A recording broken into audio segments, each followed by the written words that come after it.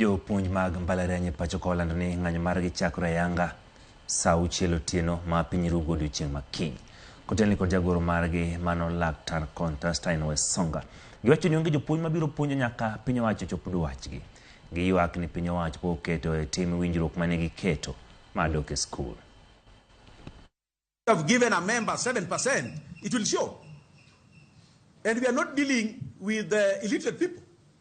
Don't know how to calculate 7% and 4%. So you cannot cheat them. And you want WASU officials to be part of that manipulation? That one we will not do.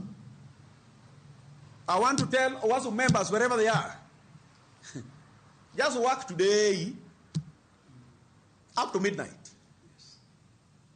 Work today up to midnight. Midnight, with 1 minute, down your tools. We must order the return to work formula. We must honor the recognition agreement that we have. And we are also telling the government that it is time CBS are negotiated in time. When there is delay in negotiation, somebody starts sitting back and saying this figure is too high. If CBS are negotiated and implemented in time, nobody would have a problem, and that's what we are calling for. We cannot be at the end tail of our CBA and we are still being taken round and round in circle.